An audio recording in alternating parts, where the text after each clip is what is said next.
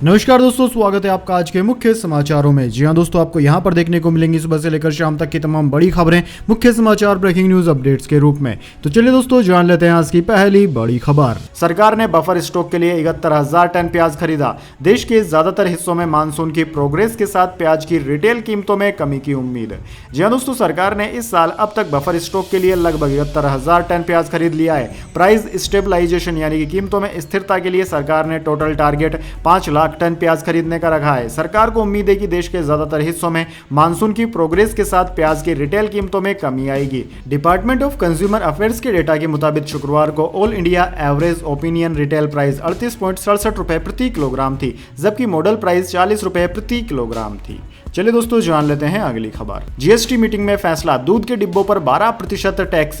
वित्त मंत्री बोली, फर्जी बिलों पर रोक के लिए बायोमेट्रिक ऑथेंटिफिकेशन लागू होगा। जी हां दोस्तों, जीएसटी काउंसिल की 53वीं मीटिंग 22 जून को समाप्त हुई। केंद्रीय वित्त मंत्री निर्मला सीतारमण ने बैठक की अध्यक्षता की। मीटिंग के बाद इसमें लिए गए फैसलों की जानकारी वित्त मंत्री ने प्रेस कॉन्फ्रेंस करके दी। निर्मला सीतारमण ने कहा कि फर्जी बिलों पर रोक लगाने के लिए फेज्ड मैनर यानी कि चरणबद्ध तरीके से पूरे देश में बायोमेट्रिक ऑथेंटिफिकेशन लागू किया जाएगा। वहीं रेलवे की platform ticket, clock room service और वेटिंग रूम सर्विसेज को जीएसटी से छूट दी जाएगी। इसके अलावा भी मीटिंग में कई अहम फैसले लिए गए हैं। दोस्तों, दूध के कैन यानी कि डिब्बों पर एक समान 12% की जीएसटी भी निर्धारित की गई है। इसके अलावा सोलर कुकर और कॉटन बॉक्स पर भी 12% की जीएसटी निर्धारित की गई है। वैसे दोस्तों, अगर आप जानना चाहते हैं कि जीएसटी काउंसिल की 53वीं मीटिंग में क्या क्या अहम फैसले लिए गए हैं या फिर कौन से 10 बड़े फैसले लिए गए हैं, तो इसके लिए आप हमारा वीडियो देख सकते हैं। इस पर हमने एक पूरा डिटेल्ड वीडियो बनाया है, जिसका लिंक आपको कमेंट बॉक्स में मिल जाएगा या फिर आप प्लेलिस्ट में भी देख सकते हैं। चलिए जान लेते हैं अगली खबर। एलजी विनय सक्सेना से मिले बीजेपी सांसद तो सौरभ भारद्वाज ने कर दी मांग,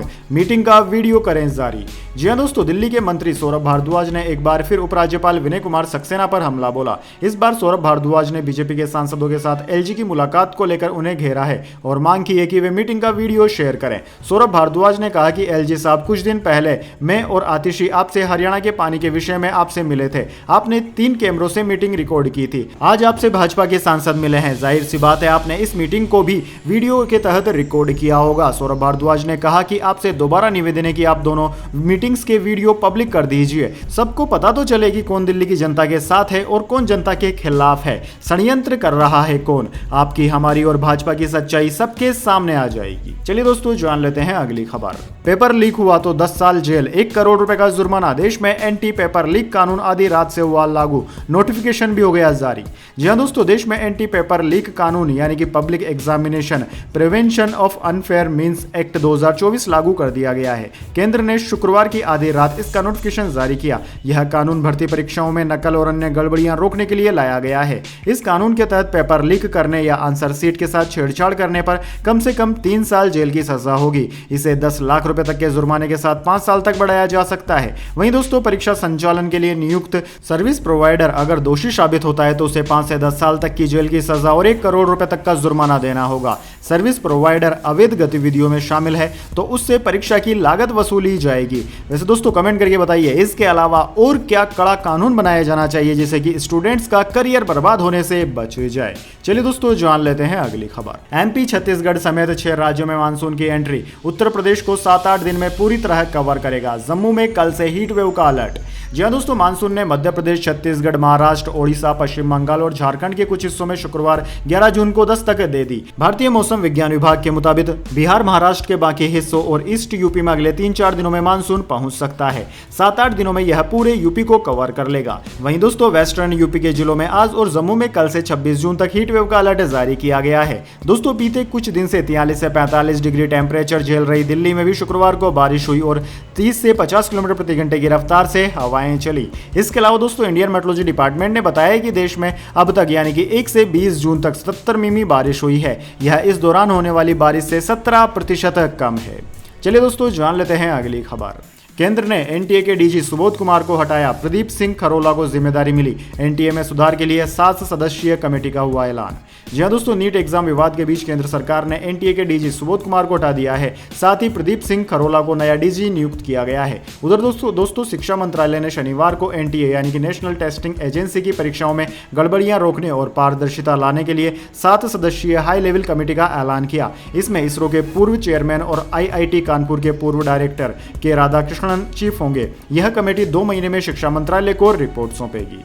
चलिए दोस्तों जान लेते हैं अगली खबर। भारत आई शेख हसीना, मोदी ने रेड कॉर्पोरेट वेलकम दिया, कहा 54 नदियां हमें जोड़ती है, भारत बांग्लादेश मिलकर लॉन्च करेंगे मैत्री सैटेलाइट। जी हां दोस्तों, बांग्लादेश की प्रधानमंत्री शेख हसीना के भारत दौरे का कल दूसरा दिन था। शनिवार को राष्ट्रपति भवन में प्रधानमंत्री मोदी ने उनका स्वागत किया। इसके बाद उन्हें सेरेमोनियल वेलकम भी दिया गया। इसके बाद उन्होंने राजघाट जाकर महात्मा गांधी, राष्ट्रपिता महात्मा गांधी को श्रद्धांजलि भी दी। वहीं दोस्तों प्रधानमंत्री शेख हसीना ने प्रधानमंत्री मोदी के साथ द्विपक्षीय बैठक की। इसके बाद ज्वाइंट स्टेटमेंट के दौरान प्रधानमंत्री मोदी ने कहा कि हम पिछले 1 साल में करीब 10 बार मिले हैं, लेकिन फिर भी पीएम शेख हसीना का यह दौरा अहम है क्योंकि वे हमारे तीसरे कार्यकाल में पहली स्टेट गेस्ट के तौर पर आई है। पीएम मोदी ने बताया कि दोनों देशों के बीच भारतीय करेंसी में व्यापार शुरू हो चुका है। चलिए दोस्तों जान लेते हैं अगली खबर। ताइवान की आजादी मांगने पर चीन देगा मौत की सजा, अदालत और पुलिस के लिए गाइडलाइंस कर दी जारी, देश की अखंडता के लिए उठाया कदम। जी हां दोस्तों, चीन ने शुक्रवार को ताइवान की आजादी की मांग करने वाले लोगों को मौत की सजा की धमकी दी है। हालांकि चीन की इस धमकी को बेअसर माना जा रहा है क्योंकि ताइवान की आजादी की मांग चीन में नहीं होती है, ये मांगे ताइवान में ही होती है जहां चीनी अदालत के नियम नहीं चलते। रिपोर्ट के मुताबिक चीन ने शुक्रवार को यह नई गाइडलाइंस जारी की। इसमें कहा गया है कि ताइवान की आजादी की मांग करने वाले नेताओं के कदम से यदि देश या जनता को किसी भी प्रकार का नुकसान होता है तो मौत की सजा दी जा सकती है। इसके अलावा सजा के तौर पर 10 साल की सजा का भी प्रावधान है। चलिए दोस्तों जान लेते हैं अगली खबर। भारत से मिले श्रीलंकाई राष्ट्रपति ने प्रधानमंत्री मोदी के लिए कह दी बड़ी बात, शी जिनपिंग सुनेंगे तो बौखला जाएंगे। जी हां दोस्तों, श्रीलंका ने एक ऐसा बयान दिया है जिससे चीन को गहरा धक्का लग सकता है। दरअसल दोस्तों, पिछले कुछ सालों में आर्थिक संकट से जूझ रहे इस देश ने भारत से मिली मदद के लिए उसका धन्यवाद किया है और यह भी कहा है कि पड़ोसी मुल्क से मिली अरबों डॉलर की वजह से ही यह मुमकिन हो सका है कि अब उसकी अर्थव्यवस्था पटरी पर लौट रही है। श्रीलंका के राष्ट्रपति रानिल विक्रमसिंघे ने शनिवार को कहा कि श्रीलंका आर्थिक संकट के 2 कठिन वर्षों से उबर पाया है और यह भारत से मिले 3.5 अरब डॉलर के वित्तीय सहयोग के कारण संभव हो पाया। विक्रमसिंघे ने भारत के साथ मजबूत साझेदारी बनाए रखने की भी अपनी प्रतिबद्धता पर जोर दिया। सलमान फायरिंग केस, लॉरेंस के भाई का वॉइस सैंपल हुआ मैच, आरोपियों को फोन पर इंस्ट्रक्शंस दे रहा था, मुंबई क्राइम ब्रांच ने कंफर्म किया। जी हां दोस्तों, सलमान खान के घर पर हुई फायरिंग के लिए गैंगस्टर लॉरेंस का भाई अनमोल हमलावरों को इंस्ट्रक्शंस दे रहा था। पकड़े गए दोनों हमलावरों के मोबाइल से मिली ऑडियो रिकॉर्डिंग की पुलिस ने फॉरेंसिक जांच कराई थी। मुंबई पुलिस ने सेंट्रल इन्वेस्टिगेशन एजेंसी से अनमोल के ऑडियो सैंपल लिए और आरोपियों के मोबाइल में मिले ऑडियो को फॉरेंसिक लैब भेजा था। यह सैंपल मैच हो गया। सलमान के घर गैलेक्सी अपार्टमेंट पर 14 अप्रैल को सुबह 5 बजे 2 हमलावरों ने फायरिंग की थी। दोस्तों, घटना के 2 दिन बाद मुंबई क्राइम ब्रांच ने गुजरात से आरोपी विक्की गुप्ता और सागर पाल को गिरफ्तार कर लिया। चलिए दोस्तों जान लेते हैं अगली खबर। क्या पेट्रोल डीजल पर लगेगा जीएसटी? वित्त मंत्री निर्मला सीतारमण ने दे दिया यह जवाब।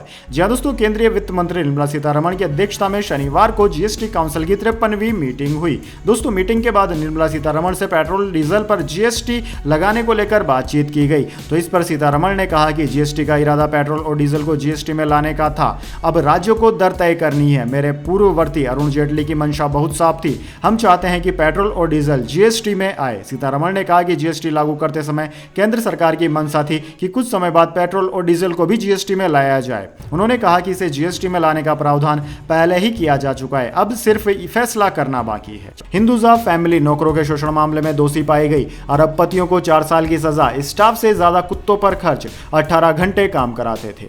जी दोस्तों, भारतीय मूल के अरबपति और ब्रिटेन की सबसे अमीर हिंदुजा फैमिली नौकरों के शोषण मामले में दोषी पाई गई है। परिवार के 4 सदस्यों को स्विट्जरलैंड के कोर्ट ने शुक्रवार को जेल की सजा सुनाई।